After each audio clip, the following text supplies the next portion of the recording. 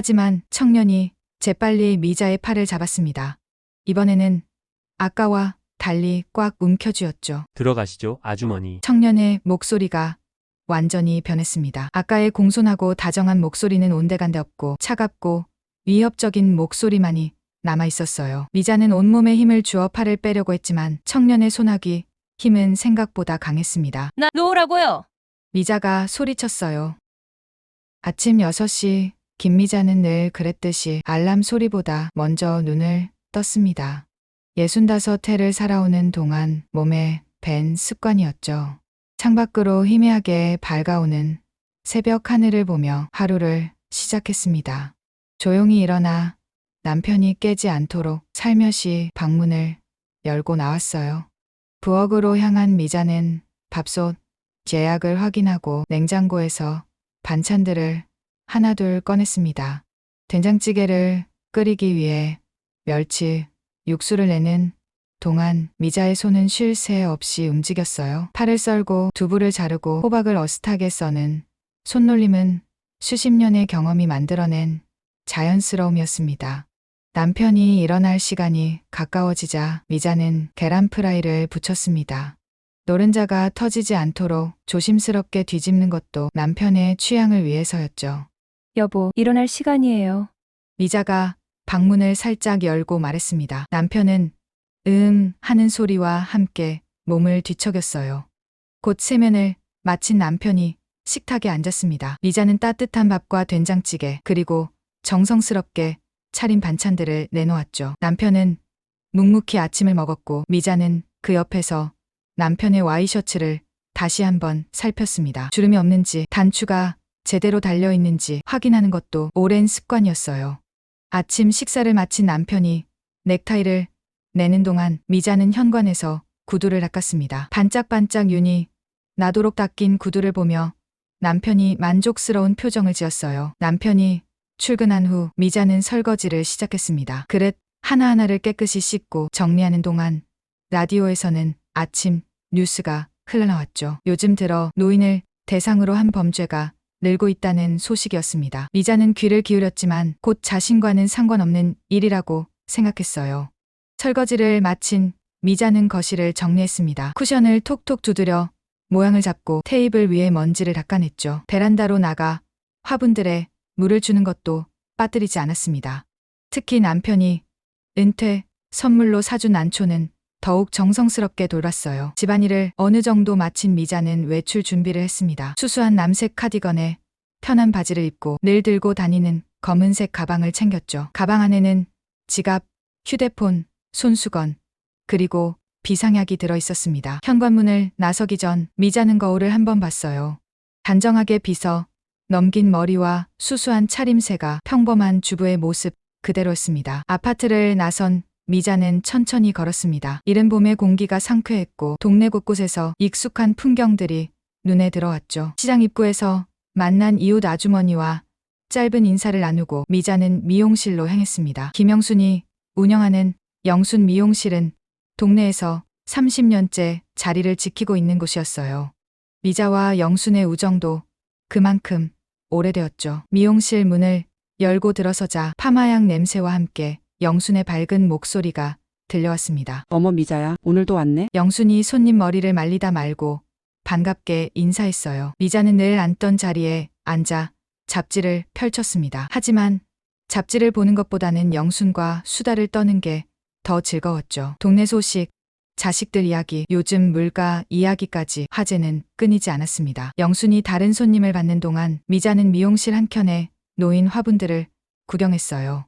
영순도 식물 기르기를 좋아해서 미용실 곳곳에 작은 화분들이 놓여 있었습니다. 미자는 시든 잎사귀를 몇 개 떼어내며 영순을 도왔죠. 1시간쯤 지났을까 미자는 일어났습니다. 집에 가서 점심 준비를 해야 할 시간이었어요. 남편이 오늘은 집에서 점심을 먹겠다고 했거든요. 영순과 작별 인사를 나누고 미용실을 나섰습니다. 햇살이 제법 따뜻해진 거리를 걸으며 미자는 장을 볼 것들을 머릿속으로 정리했어요. 두부를 사야 하고 콩나물도 떨어졌고 남편이 좋아하는 고등어도 사야겠다고 생각했죠. 시장으로 가는 골목길에 접어들었을 때였습니다. 앞에서 누군가가 다가오는 게 보였어요. 깔끔한 차림의 젊은 남자였습니다. 미자는 별 생각 없이 지나치려 했지만 청년이 먼저 말을 걸었어요. 저기 혹시 김미자 아주머니 맞으세요? 미자는 걸음을 멈췄습니다. 낯선 사람이 자신의 이름을 아는 것이 조금 의아했지만 동네가 좁다 보니 누군가의 아들이거나 조카일 수도 있다고 생각했어요. 미자는 고개를 끄덕였습니다. 청년의 얼굴에 환한 미소가 번졌어요. 그 미소가 참 선량해 보였습니다. 아, 다행이네요. 제가 아주머니를 찾고 있었어요. 청년이 공손하게 인사를 했습니다. 미자는 청년을 자세히 봤어요. 30 중반쯤 되어 보이는 청년은 단정한 머리에 깨끗한 셔츠를 입고 있었습니다. 첫인상이 나쁘지 않았죠. 그런데 누구시죠? 미자가 조심스럽게 물었습니다. 청년은 잠시 머뭇거리더니 대답했어요. 아, 죄송합니다. 제가 먼저 소개를 했어야 했는데요. 저는 한동욱이라고 합니다. 동창회 총무님 조카예요. 이모가 오늘 모임에 꼭 모시고 오라고 하셔서요. 미자는 고개를 갸웃했습니다. 동창회 모임이 오늘이었던가? 기억이 나지 않았어요. 하지만 요즘 들어 가는 일이 많아진 것도 사실이었습니다. 지난주에도 병원 예약을 잊어버려서 다시 잡은 적이 있었죠. 동창회 모임이 오늘이었나요? 미자가 되물었습니다. 청년이 고개를 끄덕이며 말했어요. 네, 정옥희 선배님이 총무시잖아요. 어제 연락드렸다고 하던데 못 받으셨나 봐요. 정옥희는 미자의 고등학교 동창이었습니다. 실제로 동창회 총무를 맡고 있었죠. 청년이 오키의 이름을 정확히 아는 것을 보니 정말 오키의 조카인 것 같았어요.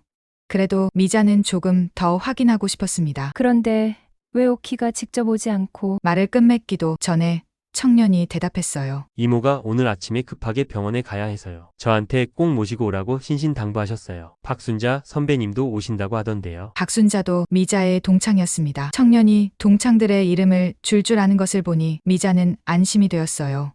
하지만 여전히 뭔가 이상한 느낌이 들었습니다. 평소에 동창회 모임은 미리 단체 카톡방에 공지가 오는데 오늘은 그런 게 없었거든요. 미자는 가방에서 휴대폰을 꺼내려 했습니다. 카톡을 확인해 보려고요. 그때 청년이 재빨리 말했어요. 아, 깜짝 파티 준비를 하고 있어서 미리 연락하시면 안 돼요. 이모가 특별히 당부하셨어요. 미자 선배님 생일이 다음 주잖아요. 미자는 놀랐습니다. 정말로 다음 주가 자신의 생일이었거든요. 이 정도 정보까지 아는 걸 보니 청년의 말이 사실인 것 같았어요.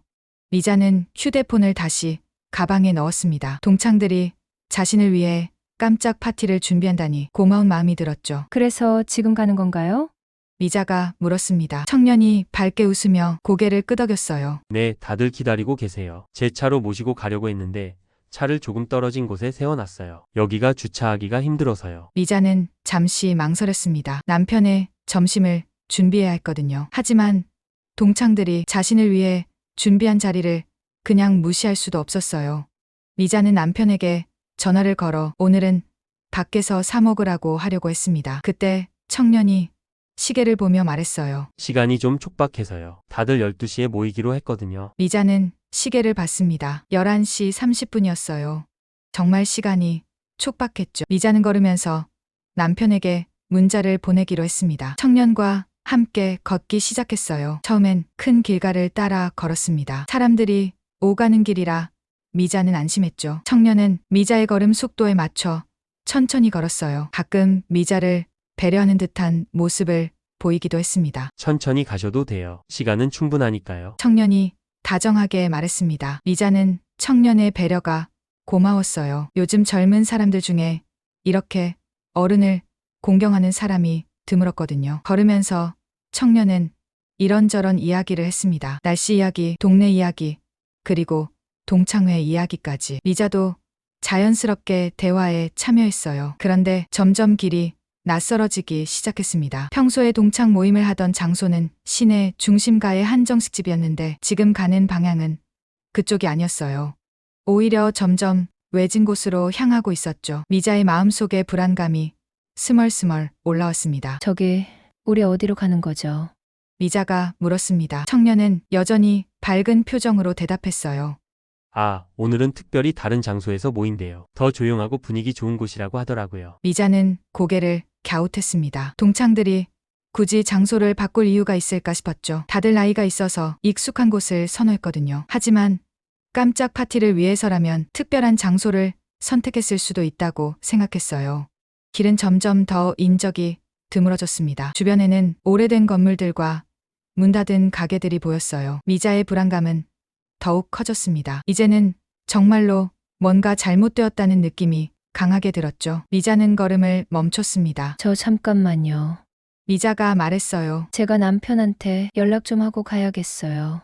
미자는 다시 가방에서 휴대폰을 꺼냈습니다. 이번에는 정말로 확인을 해야겠다고 생각했죠. 하지만 청년이 재빨리 미자의 곁으로 다가왔어요. 아주머니, 정말 시간이 없어요. 다들 기다리고 계신다니까요. 청년의 목소리에 조금씩 조급함이 묻어났습니다. 아까까지의 여유로운 모습과는 달랐어요. 미자는 더욱 의심스러워졌습니다. 아니에요. 그래도 연락은 하고 가야. 미자가 휴대폰 화면을 켜려는 순간 청년이 미자의 팔을 살짝 잡았어요. 힘을 주어 잡은 것은 아니었지만 분명히 제지하는 느낌이었습니다. 미자는 놀라서 청년을 봤어요. 청년의 표정이 조금 변해 있었습니다. 여전히 웃고는 있었지만 그 웃음이 어딘가 억지스러워 보였죠. 아주머니, 제발요. 이모가 저한테 꼭 모시고 오라고 했어요. 연락하시면 깜짝 파티가 다 망가져요. 청년이 애원하듯 말했습니다. 미자는 망설였어요. 한편으로는 청년의 말이 맞을 수도 있다고 생각했지만 다른 한편으로는 뭔가 크게 잘못되었다는 직감이 들었습니다. 결국 미자는 휴대폰을 다시 가방에 넣었어요. 하지만 마음속으로는 계속 경계를 늦추지 않기로 했습니다. 만약 정말로 이상한 일이 생긴다면 즉시 도망치거나 도움을 요청하기로 마음먹었죠. 다시 걷기 시작했습니다. 이제는 완전히 낯선 동네였어요. 미자는 이쪽으로 와본 적이 거의 없었습니다. 주변을 살피며 걸었지만 지나가는 사람도 거의 없었죠. 간혹 지나가는 차들만이 이곳이 완전히 버려진 곳은 아니라는 것을 알려줄 뿐이었습니다. 10분쯤 더 걸었을까요? 청년이 한 건물 앞에서 멈춰 섰습니다. 3층짜리 낡은 건물이었어요. 1층은 셔터가 내려진 가게였고 2층과 3층은 사무실이나 주거용으로 보였습니다. 건물 전체가 을씨년스러운 분위기를 풍기고 있었죠. 미자의 가슴이 쿵쾅거리기 시작했습니다. 이런 곳에서 동창 모임을 한다는 것은 말이 안 되었어요. 미자는 본능적으로 한 발 뒤로 물러섰습니다. 여기는 아닌 것 같은데요. 미자의 목소리가 떨렸습니다. 두려움이 목소리에 그대로 드러났죠. 청년이 미자를 돌아봤습니다. 이제 그의 표정에서는 친절한 미소가 완전히 사라져 있었어요. 대신 차갑고 무표정한 얼굴이 미자를 내려다보고 있었습니다. 그 순간 미자는 완전히 속았다는 것을 깨달았어요. 이 청년은 오키의 조카도 아니었고 동창회 모임 같은 것도 없었던 것이었습니다. 미자는 돌아서서 뛰려고 했어요. 하지만 청년이 재빨리 미자의 팔을 잡았습니다. 이번에는 아까와 달리 꽉 움켜쥐었죠. 들어가시죠, 아주머니. 청년의 목소리가 완전히 변했습니다. 아까의 공손하고 다정한 목소리는 온데간데 없고 차갑고 위협적인 목소리만이 남아 있었어요. 미자는 온몸에 힘을 주어 팔을 빼려고 했지만 청년의 손아귀 힘은 생각보다 강했습니다. 나 놓으라고요. 미자가 소리쳤어요. 하지만 주변에는 아무도 없었습니다. 텅 빈 거리에 미자의 목소리만 메아리처럼 울렸죠. 청년은 미자를 건물 입구로 끌고 갔습니다. 미자는 발버둥 쳤지만 65세, 나이로는 30대 남자의 힘을 당해낼 수 없었어요. 녹슨 철문이 삐걱거리며 열렸습니다. 안에서는 곰팡이 냄새와 먼지, 냄새가 섞여 나왔죠. 미자는 문턱에서 버티려 했지만 청년은 단호했습니다. 결국 미자는 어두운 건물 안으로 들어가게 되었어요. 문이 쾅 소리와 함께 닫혔습니다. 그 소리가 미자의 가슴을 철렁하게 만들었죠. 이제 정말로 빠져나갈 수 없는 상황이 된 것 같았어요. 건물 안은 생각보다 넓었습니다. 한때는 음식점이었던 것 같은 흔적들이 보였어요. 벽에는 메뉴판이 걸려 있던 자국이 있었고 바닥에는 테이블이 있던 흔적이 남아 있었죠. 하지만 지금은 텅 비어 있었습니다. 먼지만 가득한 공간이었어요. 청년이 미자를 안쪽으로 데리고 갔습니다. 미자는 계속 저항했지만 소용없어. 안쪽에는 작은 방이 하나 있었습니다. 아마도 예전에 창고로 쓰던 곳인 것 같았어요. 청년이 미자를 그 방 안으로 밀어 넣었습니다. 미자가 비틀거리며 방 안으로 들어갔어요. 방 안에는 낡은 의자 하나와 물병 몇 개가 놓여 있었습니다. 누군가 미리 준비해둔 것처럼 보였죠. 이것을 보고 미자는 더욱 두려워졌습니다. 계획적인 범죄라는 것을 알 수 있었거든요. 왜 이러는 거예요? 돈이 필요하면 미자가 떨리는 목소리로 말했습니다. 청년은 대답하지 않았어요. 대신 미자의 가방을 빼앗았습니다. 미자가 가방을 놓지 않으려 했지만 청년은 거칠게 잡아당겼죠. 가방 안에서 물건들이 쏟아져 나왔습니다. 지갑, 휴대폰, 손수건, 약통까지. 청년은 휴대폰을 집어들었어요. 그리고 미자가 보는 앞에서 전원을 꺼버렸습니다. 이제 필요 없으실 거예요. 청년이 차갑게 말했어요. 미자는 절망감을 느꼈습니다. 휴대폰이 꺼졌다는 것은 외부와 연락할 방법이 없다는 뜻이었거든요. 청년이 방문 쪽으로 걸어갔습니다. 나가려는 것 같았어요. 미자는 급하게 말했습니다. 제발 보내주세요. 집에 남편이 기다려요. 청년이 잠시 멈춰 섰습니다. 그리고 돌아보며 말했어요. 걱정 마세요. 금방 끝날 거예요. 그 말이 무엇을 의미하는지 알 수 없어 더욱 무서웠습니다. 청년이 방을 나가고 문을 닫았어요. 밖에서 자물쇠 잠기는 소리가 들렸습니다. 철커덕하는 그 소리가 미자의 마지막 희망마저 꺾어버렸죠. 미자는 문 앞으로 달려가 문고리를 잡아당겼습니다. 하지만 문은 꼼짝도 하지 않았어요. 살려주세요. 누구 없어요? 미자가 소리쳤습니다. 목청이 터질 듯이 크게 외쳤지만 아무 대답도 들려오지 않았어요. 미자는 주저앉아 울기 시작했습니다. 어떻게 이런 일이 일어날 수 있는지 믿기지 않았어요. 평범한 주부로 살아온 자신에게 왜 이런 일이 생긴 건지 이해할 수 없었죠. 눈물을 닦으며 미자는 정신을 차리려 노력했습니다. 이대로 주저앉아 있을 수만은 없었어요. 어떻게든 빠져나갈 방법을 찾아야 했죠. 미자는 일어나서 방 안을 둘러봤습니다. 창문이 하나 있었지만 너무 높이 있었고 철창까지 설치되어 있었어요. 벽은 콘크리트로 되어 있어서 부술 수도 없었죠. 유일한 출입구는 잠긴 문뿐이었습니다. 미자는 다시 문 앞으로 가서 귀를 기울였어요. 밖에서 발소리가 들렸습니다. 청년이 아직 건물 안에 있는 것 같았죠. 전화 통화하는 소리도 희미하게 들려왔어요. 미자는 숨을 죽이고 더 자세히 들으려 했습니다. 청년이 누군가와 통화하며 이런저런 이야기를 하는 것 같았지만 정확히 무슨 말인지는 알아들을 수 없었어요. 시간이 흘렀습니다. 얼마나 지났는지 알 수 없었어요. 방 안에는 시계도 없었고 휴대폰도 빼앗긴 상태였으니까요.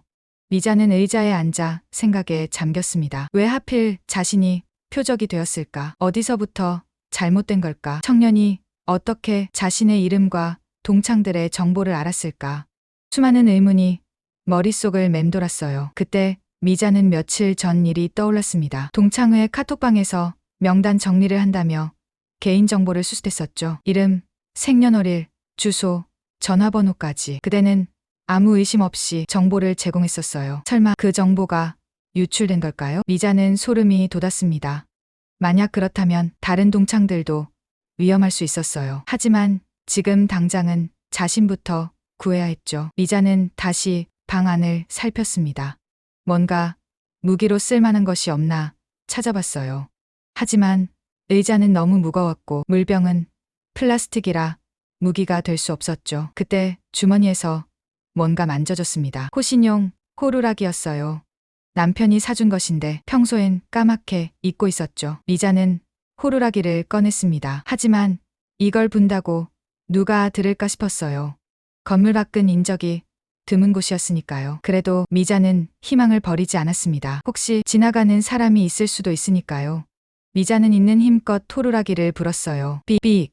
날카로운 소리가 방 안에 울렸습니다. 잠시 후 밖에서 발소리가 들렸어요. 청년이 다가오는 것 같았습니다. 문이 벌컥 열렸어요. 시끄럽게 왜 그래요? 청년이 화난 목소리로 말했습니다. 미자는 청년을 똑바로 쳐다봤어요. 이제는 도망칠 수 없다는 것을 알았지만 그래도 포기하고 싶지 않았죠. 청년이 다가와 호루라기를 빼앗으려 했습니다. 미자는 필사적으로 저항했어요. 신랑이 끝에 청년이 호루라기를 빼앗아갔습니다. 그리고 주머니에 넣었죠. 조용히 계세요. 곧 끝날 테니까. 청년이 다시 같은 말을 했어요. 미자는 청년의 얼굴을 자세히 봤습니다. 나중에라도 신고할 수 있도록 얼굴을 기억해 두려고요. 왼쪽 눈썹에 작은 흉터가 있었고 코는 약간 삐뚤어져 있었어요. 턱은 각이 져 있었고 머리는 짧게 깎은 스포츠 머리였죠. 청년이 다시 방을 나가려 했습니다. 그때 미자가 마지막으로 한 번 더 시도해봤어요. 당신도 어머니가 있겠죠. 이러면 안 돼요. 청년이 잠시 멈칫했습니다. 하지만 돌아보지는 않았어요. 그대로 나가서 문을 닫아버렸죠. 미자는 다시 혼자가 되었습니다. 이제는 정말로 아무것도 할 수 없었어요. 호루라기도 빼앗겼고 문은 잠겨 있었고 도와줄 사람도 없었죠. 미자는 의자에 앉아 기도하기 시작했습니다. 누군가 자신을 찾아주기를, 이 악몽 같은 상황이 끝나기를 간절히 빌었어요. 한편 미용실의 김영수는 뭔가 이상하다고 느끼고 있었습니다. 미자가 나간 지 1시간이 넘었는데 아무 연락이 없었거든요. 평소에 미자라면 집에 도착했다고 꼭 문자를 보냈어요. 영수는 걱정스러운 마음에 미자에게 전화를 걸었습니다. 하지만 전화기가 꺼져 있었어요. 이상하다고 생각한 영수는 미자의 집에 전화를 걸었죠. 남편이 전화를 받았습니다. 영순이 미자가 집에 있냐고 묻자 남편은 아직 안 왔다고 대답했어요. 점심 먹으러 온다고 했는데 연락도 없고 오지도 않아서 자신도 걱정하고 있다고 했죠. 영수는 불안한 예감이 들었습니다. 미자가 평소와 다르게 행동한다는 것은 뭔가 문제가 생겼다는 신호였어요. 영수는 즉시 미자의 아들 진호에게 전화를 걸었습니다. 진호는 회사에 있었지만 어머니가 실종됐다는 소식을 듣고 바로 나왔어요. 경찰에 신고도 했죠. 하지만 경찰은 성인 실종의 경우 24시간이 지나야 정식으로 수사를 시작한다고 했습니다. 진호는 그럴 시간이 없다고 생각했어요. 어머니에게 무슨 일이 생겼을지도 모르는데 24시간을 기다릴 수는 없었죠. 진호는 아버지와 함께 어머니가 자주 가는 곳들을 찾아다니기 시작했습니다. 시장, 성당, 친구 집, 병원까지. 하지만 어디에도 어머니는 없었어요. 영순도 동네 사람들에게 수소문했습니다. 혹시 미자를 본 사람이 없나 물어봤죠. 그때 한 할머니가 말했어요. 아까 미자가 젊은 남자와 함께 걸어가는 것을 봤다고요. 영수는 깜짝 놀랐습니다. 미자가 아는 젊은 남자라곤 아들밖에 없었는데 진호는 회사에 있었거든요. 영수는 할머니에게 자세히 물어봤어요. 할머니는 30대 정도로 보이는 남자였다고 했습니다. 깔끔한 차림이었고 미자와 이야기를 나누며 걸어갔다고요. 영수는 즉시 진호에게 이 사실을 알렸습니다. 진호는 어머니가 낯선 남자와 함께 있었다는 소식에 더욱 불안해졌어요. 혹시 사기꾼이나 유괴범은 아닐까 걱정됐죠. 진호는 다시 경찰에 전화했습니다. 이번에는 유괴 가능성이 있다고 강하게 주장했어요. 목격자도 있다고 했죠. 경찰도 이제는 심각하게 받아들였습니다. 바로 수사를 시작하기로 했어요. 경찰은 먼저 동네 CCTV 확인했습니다. 다행히 골목 입구에 있는 CCTV 미자와 청년의 모습이 찍혀 있었어요. 두 사람이 함께 걸어가는 모습이 선명하게 보였죠. 경찰은 CCTV 계속 추적했습니다. 미자와 청년이 어느 방향으로 갔는지 확인했어요. 그러는 사이 미자는 방 안에서 계속 탈출 방법을 모색하고 있었습니다. 문을 두드려 보기도 하고 벽을 살펴보기도 했어요. 하지만 모든 시도가 무용지물이었죠. 방 안에 갇힌 지 얼마나 되었을까요? 미자는 시간 감각을 잃어가고 있었습니다. 창문으로 들어오는 빛이 점점 어두워지는 것을 보니 저녁이 가까워지는 것 같았어요. 목이 타들어가듯 말랐습니다. 결국 미자는 방 안에 놓인 물병을 다시 집어들었어요. 의심스러웠지만 견딜 수가 없었죠. 한 모금, 두 모금 마시며 갈증을 달랬습니다. 그때 밖에서 발소리가 들렸어요. 여러 사람의 발소리였습니다. 미자는 귀를 쫑긋 세웠죠. 문이 열리는 소리가 났습니다. 한동욱이 들어왔어요. 그런데 이번엔 혼자가 아니었습니다. 그의 뒤에 또 다른 남자가 서 있었어요. 40대 정도로 보이는 남자였는데 한동욱보다 더 험악해 보였죠. 미자는 본능적으로 뒤로 물러났습니다. 두 명의 남자가 있다는 것은 상황이 더 악화됐다는 뜻이었거든요. 이 사람이 그 할머니야? 새로 온 남자가 물었습니다. 한동욱이 고개를 끄덕였어요. 남자는 미자를 위아래로 그 시선이 너무나 불쾌했어요. 미자는 몸을 떨며 벽 쪽으로 더 붙었습니다. 나이가 좀 있네. 돈은 있을까? 남자가 비웃듯이 말했어요. 한동욱이 대답했습니다. 조사해본 결과 아들이 대기업에 다니고 남편도 은퇴금을 받았다고요. 충분히 돈을 뜯어낼 수 있을 거라고 했죠. 미자는 그들의 대화를 듣고 경악했습니다. 처음부터 자신의 집안 사정까지 조사하고 접근한 것이었어요. 철저히 계획된 범죄였던 거죠. 가족한테 연락은 했어? 남자가 물었습니다. 한동욱이 고개를 저었어요. 아직 때가 아니라고, 좀 더 기다려야 한다고 했죠. 가족들이 충분히 불안해진 다음에 연락해야 더 많은 돈을 받을 수 있다고 설명했어요. 미자는 분노가 치밀어 올랐습니다. 자신을 이용해 가족들에게서 돈을 뜯어내려는 비열한 계획이었어요. 참을 수가 없었죠. 당신들은 인간도 아니에요. 어떻게 그럴 수가 있어요? 미자가 떨리는 목소리로 외쳤습니다. 두 남자는 미자를 보며 코웃음을 쳤어요. 새로 온 남자가 미자에게 다가왔습니다. 미자는 두려웠지만 고개를 들고 남자를 똑바로 봤어요. 굴복하고 싶지 않았거든요. 남자가 미자의 턱을 잡았습니다. 거친 손길이었어요.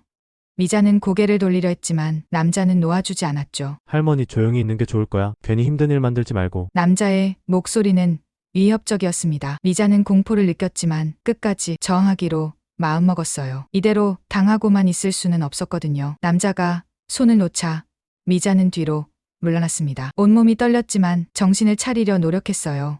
두 남자는 미자를 남겨두고 방을 나갔습니다. 다시 문이 잠기는 소리가 들렸어요. 미자는 바닥에 주저앉았습니다. 다리에 힘이 풀렸거든요. 하지만 포기할 수는 없었어요. 어떻게든 이곳을 빠져나가야 했습니다. 미자는 다시 방 안을 살폈어요. 뭔가 도움이 될 만한 것이 없나 찾아봤죠. 그때 천장 구석에 작은 환풍구가 보였습니다. 너무 작아서 사람이 지나갈 수는 없었지만 소리는 전달될 수 있을 것 같았어요.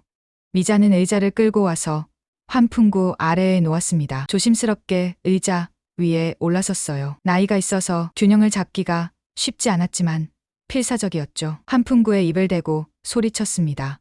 살려주세요. 여기 사람이 갇혀 있어요. 있는 힘껏 외쳤어요. 혹시 건물 밖으로 소리가 전달될지도 모른다는 희망을 품고요. 하지만 아무 반응도 없었습니다. 미자는 계속 소리쳤어요. 목이 아프고 쉬어도 멈추지 않았죠. 그때 갑자기 문이 열렸습니다. 한동욱이 환한 얼굴로 들어왔어요. 미자가 의자 위에 서 있는 것을 보고는 거칠게 의자를 걷어찼습니다. 미자는 균형을 잃고 떨어졌어요. 바닥에 부딪히며 큰 충격을 받았죠. 허리와 팔꿈치가 아팠지만 미자는 신음소리를 참았습니다. 약한 모습을 보이고 싶지 않았거든요. 또 시끄럽게 굴면 가만두지 않을 거예요. 한동욱이 차갑게 경고했습니다. 그리고 의자를 들고 방을 나갔어요. 이제 미자에게는 아무것도 남지 않았습니다. 의자마저 빼앗겼으니 환풍구에도 닿을 수 없었죠. 미자는 벽에 기대어 앉았습니다. 온몸이 아팠고 마음은 더욱 아팠어요. 하지만 아직 희망을 버리지 않았습니다. 분명히 가족들이 자신을 찾고 있을 거예요. 영순이도 이상하다고 느꼈을 거고 경찰에 신고했을지도 모르죠. 시간이 더 지났습니다. 밖은 완전히 어두워졌어요. 방 안에는 불도 없어서 칠흑 같은 어둠이 내려앉았죠. 미자는 어둠 속에서 두려움과 싸웠습니다. 온갖 나쁜 상상들이 머릿속을 채웠어요. 가족들이 자신을 찾지 못하면 어떻게 될까? 이 남자들이 자신에게 무슨 짓을 할까? 돈을 받고도 자신을 풀어줄까? 생각할수록 무서웠습니다. 하지만 미자는 마음을 다잡았어요. 두려움에 굴복하면 안 되었죠. 정신을 똑바로 차리고 있어야 기회가 왔을 때 잡을 수 있었거든요. 미자는 조용히 기도했습니다. 가족의 안전을 위해 그리고 자신의 무사귀환을 위해 간절히 빌었어요. 그때 밖에서 또 소리가 들렸습니다. 전화벨 소리였어요. 한동욱이 전화를 받는 것 같았죠. 미자는 귀를 기울였습니다. 혹시 가족이나 경찰에서 연락이 온 건 아닐까 기대하며요. 하지만 통화 내용은 알아들을 수 없었어요. 다만 한동욱의 목소리가 점점 급해지는 것은 느낄 수 있었죠. 뭔가 계획대로 되지 않는 모양이었습니다. 곧 발소리가 가까워졌어요. 문이 열리고 한동욱이 들어왔습니다. 표정이 심상치 않았어요. 초조하고 불안해 보였죠. 미자는 뭔가 상황이 바뀌었다는 것을 직감했습니다. 혹시 경찰이 수사를 시작한 걸까요? 한동욱이 미자를 노려봤어요. 그리고 주머니에서 휴대폰을 꺼냈습니다. 미자의 휴대폰이었어요. 가족한테 전화해요. 당신이 무사하다고 곧 집에 간다고 말하는 거예요. 한동욱이 명령했습니다. 미자는 고개를 저었어요. 거짓말로 가족을 속일 수는 없었죠. 한동욱의 얼굴이 붉어졌습니다. 화가 난 것이 역력했어요. 말로 하면 안 듣는군요. 한동욱이 위협적으로 다가왔습니다. 미자는 뒷걸음질 쳤지만 곧 벽에 부딪혔어요. 더 이상 물러설 곳이 없었죠. 그때였습니다. 멀리서 사이렌 소리가 들려왔어요. 처음엔 아주 희미했지만 점점 가까워지고 있었죠. 한동욱의 얼굴이 창백해졌습니다. 그도 사이렌 소리를 들은 것이 분명했어요. 한동욱이 황급히 방을 나갔습니다. 밖에서 다른 남자와 다급하게 이야기하는 소리가 들렸어요. 무엇을 어떻게 해야 할지 의논하는 것 같았죠. 사이렌 소리는 더욱 가까워졌습니다. 이제는 건물 바로 앞인 것 같았어요. 미자의 가슴이 뛰기 시작했습니다. 드디어 구조대가 온 것일까요? 정말로 이 악몽이 끝나는 걸까요? 쿵, 건물 입구를 두드리는 소리가 들렸습니다. 경찰입니다. 문 열어요. 우렁찬 목소리가 건물 안에 울려 퍼졌어요. 미자는 있는 힘껏 소리쳤습니다. 여기에요. 여기 있어요. 살려주세요. 목청이 터질 듯이 외쳤어요. 이번에는 정말로 끝이 보였습니다. 밖에서는 더욱 거센 소리가 들렸어요. 문을 부수는 것 같았죠. 그리고 곧 와장창 하는 소리와 함께 여러 발소리가 들렸습니다. 경찰들이 들이닥친 것이었어요. 움직이지 마. 손 들어. 경찰의 고함 소리가 들렸습니다. 잠시 실랑이 하는 소리가 났지만 곧 조용해졌어요. 한동욱과 다른 남자가 체포된 것 같았죠. 미자가 갇혀있던 방문이 열렸습니다. 경찰관 2명이 들어왔어요. 손전등을 비추며 미자의 상태를 확인했죠. 괜찮으세요? 다친 곳은 없으세요? 젊은 경찰관이 걱정스럽게 물었습니다. 미자는 고개를 끄덕였어요. 말을 하려 했지만 목이 메어 소리가 나오지 않았죠. 너무 많이 소리를 질렀고 너무 오래 긴장했던 탓이었어요. 경찰관이 미자를 부축해서 일으켜 세웠습니다. 다리에 힘이 없어서 비틀거렸지만 경찰관이 든든하게 잡아주었어요. 천천히 방을 나왔습니다. 밖에는 여러 명의 경찰이 있었어요. 한동욱과 다른 남자는 수갑이 채워진 채 벽을 보고 서 있었죠. 미자는 그들을 보며 복잡한 감정을 느꼈습니다. 분노와 안도감, 그리고 연민까지. 어쩌다 저런 길을 선택했을까 하는 생각이 들었어요. 건물 밖으로 나오니 경찰차 여러 대가 서 있었습니다. 빨간색과 파란색 경광등이 어둠을 밝히고 있었어요. 그리고 저 멀리서 누군가 달려오는 것이 보였습니다. 진호였어요. 어머니, 진호가 크게 외치며 달려왔습니다. 미자는 아들을 보는 순간 그동안 참았던 눈물이 쏟아졌어요. 무사히 살아서 가족을 다시 볼 수 있다는 안도감에 온몸에서 힘이 빠졌죠. 진호가 미자를 꼭 안았습니다. 괜찮으세요? 많이 다치진 않으셨어요? 진호의 목소리도 떨리고 있었어요. 미자는 고개를 끄덕이며 아들의 등을 토닥였습니다. 말은 못했지만 이제 괜찮다는 뜻이었어요. 뒤따라 남편도 도착했습니다. 남편의 눈에는 눈물이 고여 있었어요. 평생 눈물을 보인 적 없던 남편이 울고 있었죠. 미자는 남편의 손을 잡았습니다. 거칠고 주름진 손이었지만 그 어떤 것보다 따뜻하게 느껴졌어요. 구급차가 도착했습니다. 의료진이 미자를 검사하고 담요를 둘러줬어요. 쇼크 상태이긴 했지만 큰 외상은 없다고 했죠. 그래도 안전을 위해 병원으로 이송하기로 했습니다. 구급차에 오르기 전 미자는 뒤를 돌아봤어요. 한동욱이 경찰차에 타고 있었습니다. 고개를 숙인 채 아무 표정도 없었죠. 미자는 그를 보며 여러 생각이 들었습니다. 증오하고 싶었지만 그럴 수가 없었어요. 그저 불쌍한 사람이라는 생각이 들었죠. 구급차 안에서 미자는 눈을 감았습니다. 이제 정말로 끝났어요. 악몽 같은 시간이 지나갔고 다시 평범한 일상으로 돌아갈 수 있게 되었죠. 비록 마음의 상처는 남겠지만 가족과 함께라면 극복할 수 있을 거예요. 미자는 그렇게 믿었습니다. 병원 응급실에 도착한 미자는 의료진의 검사를 받았습니다. 다행히 큰 외상은 없었지만 탈수 증상과 가벼운 타박상이 있었어요. 의사는 충분한 수액을 맞고 하루 정도 입원해서 경과를 지켜보자고 했죠. 병실로 옮겨진 미자는 비로소 안정을 찾기 시작했습니다. 깨끗한 시트, 따뜻한 이불, 밝은 조명. 모든 것이 그 어두운 방과는 정반대였어요. 남편과 진호는 병실을 지키며 미자 곁을 떠나지 않았습니다. 말은 많이 하지 않았지만 그들의 존재만으로도 미자는 위로를 받았어요. 간호사가 들어와 혈압과 체온을 쟀습니다. 모든 수치가 정상이라고 하니 안심이 되었죠. 저녁 늦게 경찰이 병실을 찾아왔습니다. 간단한 조사를 하기 위해서였어요. 미자는 피곤했지만 기억이 생생할 때 진술하는 것이 좋다고 생각했습니다. 경찰은 미자에게 어떻게 유인당했는지, 감금된 장소는 어땠는지, 범인들이 무슨 말을 했는지 자세히 물었어요. 미자는 차분하게 모든 것을 설명했습니다. 특히 한동욱이 동창회 정보를 정확히 알고 있었다는 점을 강조했어요. 경찰은 고개를 끄덕이며 메모했습니다. 이미 한동욱을 조사한 결과 그가 해킹을 통해 개인정보를 수수했다는 것을 확인했다고 했어요. 미자뿐만 아니라 다른 노인들의 정보도 가지고 있었다고 했죠. 미자는 소름이 돋았습니다.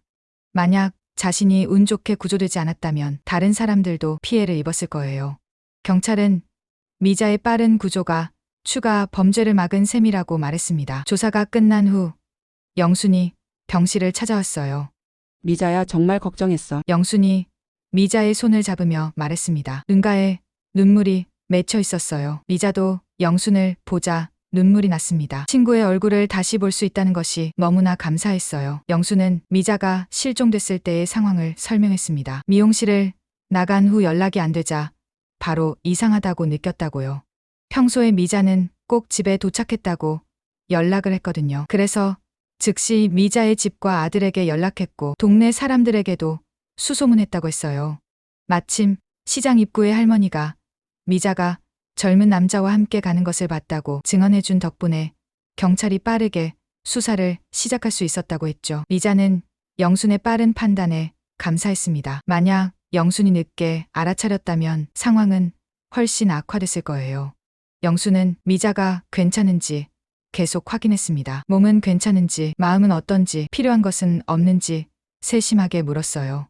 미자는 영순의 따뜻한 마음에 위로를 받았습니다. 이런 친구가 있다는 것이 큰 힘이 되었어요. 밤이 깊어지자 영순은 돌아갔습니다. 내일 다시 오겠다며 푹 쉬라고 당부했어요. 미자는 영순을 배웅하며 고마움을 전했습니다. 병실이 조용해졌어요. 남편은 간이 침대에 누웠고 진호는 의자에 앉아 졸고 있었죠. 미자는 가족들을 바라보며 마음이 따뜻해졌습니다. 이들이 있어서 자신이 무사할 수 있었다고 생각했어요. 하지만 잠은 쉽게 오지 않았습니다. 눈을 감으면 그 어두운 방이 떠올랐고 한동욱의 차가운 눈빛이 보였어요.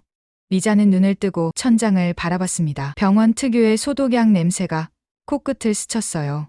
그 냄새가 오히려 안심이 되었습니다. 여기는 안전한 곳이라는 증거였으니까요. 새벽녘에야 미자는 잠이 들었습니다. 꿈도 꾸지 않은 깊은 잠이었어요. 다음 날 아침 미자는 상쾌하게 눈을 떴습니다. 창밖으로 밝은 햇살이 들어오고 있었어요. 남편이 미자가 깨어난 것을 보고 다가왔습니다. 아무 말 없이 미자의 이마를 쓰다듬어 주었어요. 그 손길에서 남편의 사랑과 걱정이 느껴졌습니다. 아침 식사가 나왔습니다. 병원밥이었지만 미자에게는 꿀맛이었어요. 제대로 된 식사를 한 것이 얼마만인지 모르겠더라고요. 미자는 천천히 죽을 먹으며 몸에 기운이 도는 것을 느꼈습니다. 의사가 회진을 왔어요. 미자의 상태를 확인하고는 오늘 오후에 퇴원해도 좋다고 했습니다. 다만 며칠간은 충분히 휴식을 취하고 정신적 충격에 대한 상담을 받는 것이 좋겠다고 조언했어요. 미자는 고개를 끄덕였습니다. 몸은 괜찮았지만 마음은 아직 불안했거든요. 점심 무렵 경찰이 다시 찾아왔습니다. 이번에는 한동욱에 대한 추가 정보를 알려주기 위해서였어요. 한동욱은 이미 여러 차례 비슷한 범죄를 저질렀던 전문 사기꾼이었습니다. 주로 노인들을 대상으로 했고 동창회나 친목 모임을 빙자하는 수법을 즐겨 썼다고 했어요. 이번에는 공범까지 동원해서 더 큰 범죄를 계획했던 것이었죠. 경찰은 미자의 증언이 매우 중요하다고 강조했습니다. 재판에서 증인으로 나서달라고 부탁했어요. 미자는 잠시 고민했지만 수락했습니다. 다른 피해자가 생기지 않으려면 한동욱이 제대로 처벌받아야 한다고 생각했거든요. 오후가 되어 퇴원 수속을 밟았습니다. 병원을 나서는 미자의 발걸음은 조금 무거웠어요. 다시 일상으로 돌아가는 것이 두렵기도 했거든요. 집으로 가는 차 안에서 미자는 창밖을 바라봤습니다. 평범한 거리, 평범한 사람들. 모든 것이 예전과 같았지만 미자의 눈에는 다르게 보였어요. 세상이 예전만큼 안전하지 않다는 것을 알게 되었으니까요. 집에 도착했을 때 현관문 앞에 화분과 과일 바구니가 놓여 있었습니다. 동네 이웃들이 가져다 놓은 것이었어요. 미자의 무사귀환을 축하하는 마음이 담겨 있었죠. 미자는 이웃들의 따뜻한 마음에 눈물이 났습니다. 비록 나쁜 사람도 있지만 좋은 사람이 더 많다는 것을 깨달았어요. 집 안으로 들어서니 모든 것이 그대로였습니다. 하지만 미자에게는 모든 것이 소중하게 느껴졌어요. 거실 소파, 식탁, 베란다의 화분들. 당연하게 여겼던 일상이 얼마나 귀중한지 새삼 깨달았죠. 저녁이 되자 진호의 아내와 손자들이 찾아왔습니다. 할머니가 무사한 것을 확인하고 싶어 했던 거예요.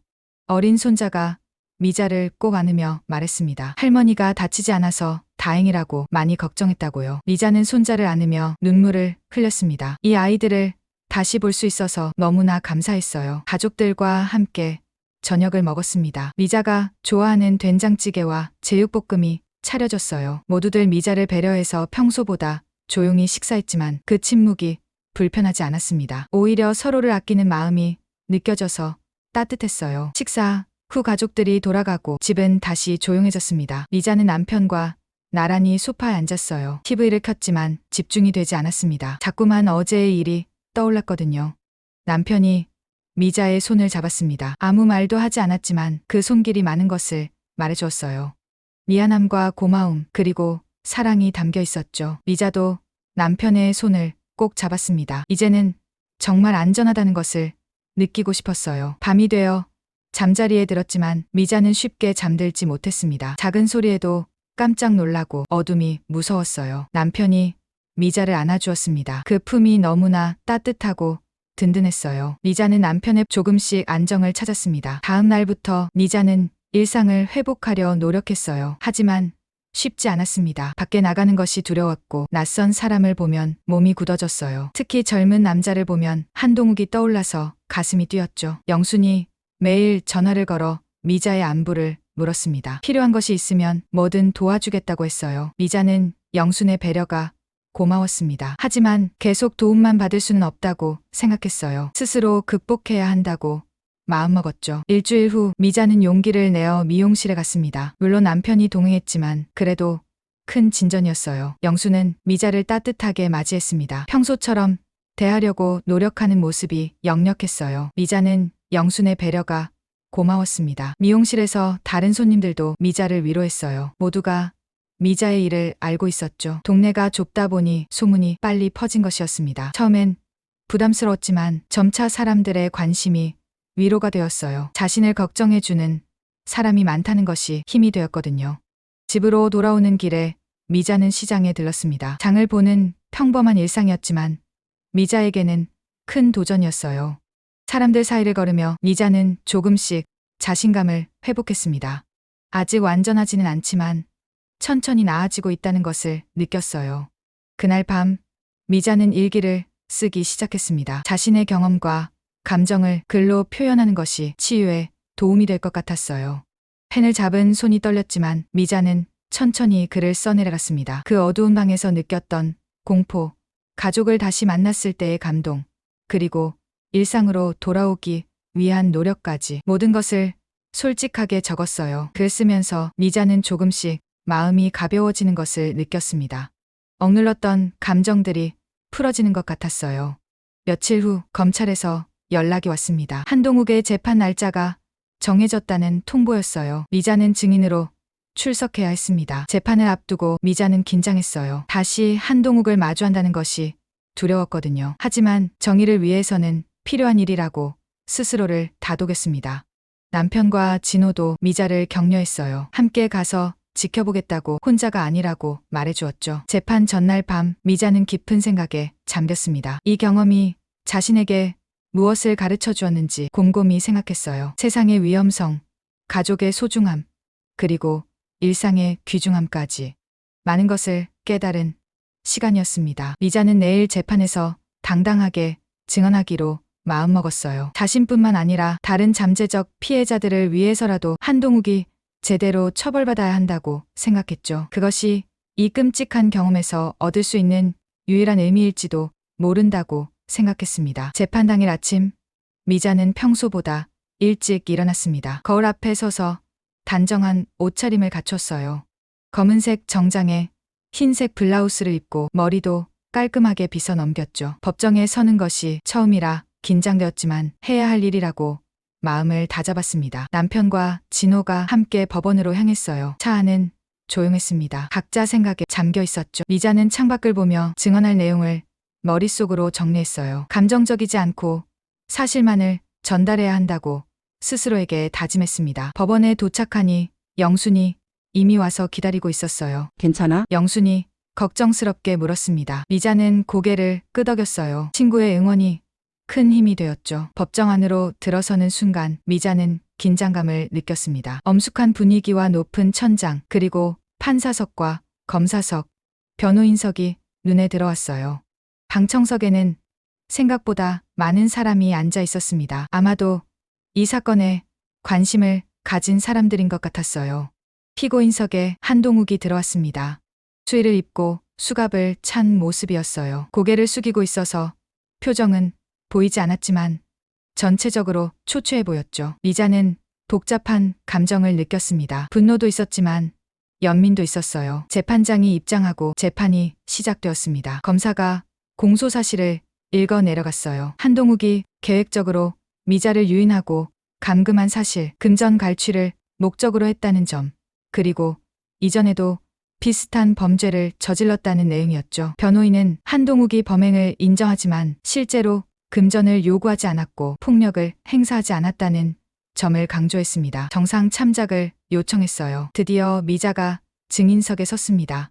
선서를 하고 자리에 앉았어요.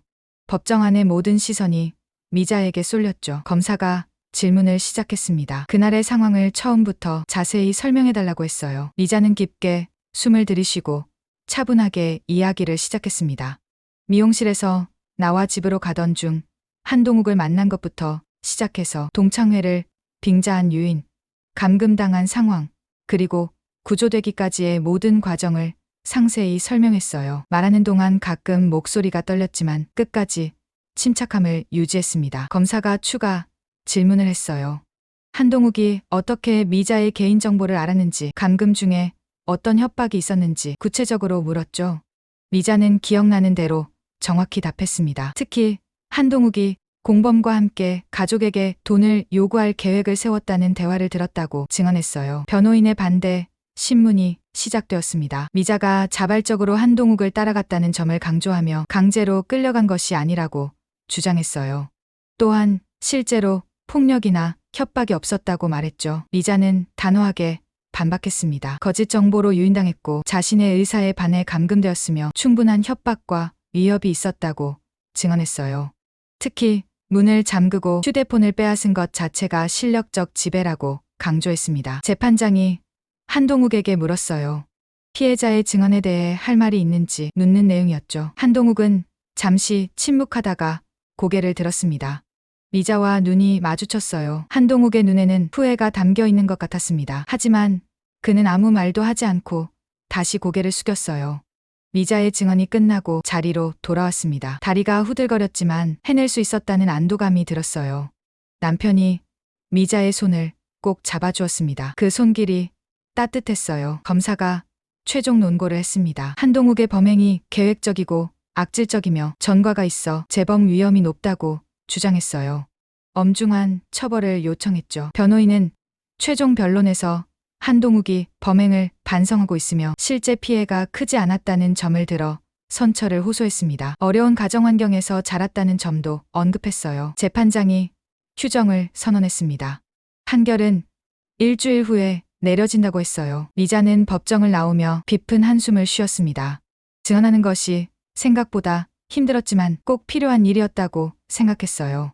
일주일이 빠르게 지나갔습니다. 그동안 미자는 평소처럼 생활하려 노력했어요. 미용실도 가고 시장도 가고 친구들도 만났죠. 조금씩 일상을 되찾아가고 있었습니다. 판결 당일 미자는 다시 법원에 갔어요. 이번에도 가족들과 영순이 함께했죠. 법정은 지난번보다 더 많은 사람으로 가득했습니다. 언론에서도 관심을 가지고 있었어요. 재판장이 판결문을 읽기 시작했습니다. 한동욱은 약취유인죄와 감금죄로 징역 3년 6개월을 선고받았어요. 검사가 구형한 것보다는 적었지만 실형이 선고된 것이었죠. 재판장은 판결 이유를 설명했습니다. 피고인이 계획적으로 범행을 저질렀고 피해자에게 큰 정신적 고통을 주었으며 유사한 전과가 있어 엄한 처벌이 필요하다고 했어요. 다만 실제 금전적 피해가 발생하지 않았고 피해자가 무사히 구조된 점을 참작했다고 했죠. 한동욱은 판결을 듣고도 무표정했습니다. 이미 예상했던 결과인 것 같았어요. 경찰에 의해 법정 밖으로 연행되는 그의 뒷모습을 보며 미자는 복잡한 감정을 느꼈습니다. 정의가 실현되어 다행이었지만 한 사람의 인생이 망가진 것이 안타깝기도 했어요. 법원을 나오니 기자들이 미자에게 소감을 묻고 싶어 했습니다. 하지만 미자는 정중히 거절했어요. 이제 이 일을 뒤로하고 싶었거든요. 집으로 돌아오는 차 안에서 진호가 말했습니다. 어머니, 정말 잘하셨어요. 미자는 아들을 보며 미소 지었어요. 이제 정말로 끝났다는 안도감이 들었죠. 그날 저녁 가족들이 모여 조촐한 식사를 했습니다. 축하라기보다는 위로의 자리였어요. 모두가 미자의 용기를 칭찬했지만 미자는 그저 해야 할 일을 했을 뿐이라고 생각했죠. 며칠 후 경찰서에서 연락이 왔어요. 한동욱이 다른 피해자들에게도 비슷한 수법으로 접근했다는 것이 밝혀졌다고 했습니다. 미자의 용기 있는 신고와 증언 덕분에 추가 피해를 막을 수 있었다고 감사 인사를 전했어요. 미자는 뿌듯함을 느꼈습니다. 자신의 아픈 경험이 다른 사람을 구하는데 도움이 되었다니 의미 있는 일이었어요. 한 달이 지났을 무렵 미자는 거의 평소의 모습을 되찾았습니다. 여전히 낯선 사람을 만나면 조심스러웠지만 과도한 두려움은 사라졌어요. 미용실에도 혼자 가고 시장에서 장도 보고 동창들도 만났죠. 영순과는 더욱 가까워졌습니다. 이 일을 계기로 두 사람의 우정이 더 깊어진 것 같았어요. 매일 안부를 묻고 서로를 챙기는 것이 일상이 되었죠. 미자는 자신의 경험을 바탕으로 동네 노인정에서 안전 교육을 하기 시작했어요. 처음엔 부끄러웠지만 점차 자신감을 가지고 이야기할 수 있게 되었습니다. 노인분들은 미자의 이야기를 듣고 큰 충격을 받았어요. 평범한 이웃인 미자에게 그런 일이 일어났다는 것이 믿기지 않았죠. 하지만 현실이었고 누구에게나 일어날 수 있는 일이었습니다. 미자는 개인정보 보호의 중요성을 강조했어요. SNS나 인터넷에 함부로 정보를 올리지 말 것, 낯선 사람의 접근을 경계할 것, 의심스러운 상황에서는 즉시 도움을 요청할 것 등을 당부했죠. 많은 분이 미자의 조언을 새겨들었습니다. 특히 혼자 사는 노인분들은 더욱 주의하겠다고 약속했어요. 미자의 이야기가 작은 변화를 만들어가고 있었습니다. 석 달이 지났을 때 미자는 일기장을 펼쳤어요. 그동안 써온 일기를 읽어보니 자신이 얼마나 많이 변했는지 알 수 있었죠. 처음엔 두려움과 분노로 가득했던 글들이 점차 희망과 감사로 바뀌어 있었습니다. 미자는 새로운 일기를 쓰기 시작했어요. 이제는 과거의 아픔보다 현재의 행복에 집중하고 싶었거든요. 가족의 사랑, 친구의 우정, 이웃의 따뜻함에 대해 적었습니다. 그리고 마지막으로 이렇게 적었어요. 끔찍한 경험이었지만 그로 인해 많은 것을 배웠다고. 세상의 위험도 알게 되었지만 동시에 사람들의 선함도 확인했다고. 무엇보다 평범한 일상이 얼마나 소중한지 깨달았다고 말이죠. 어느 봄날 오후 미자는 베란다에서 화분에 물을 주고 있었습니다.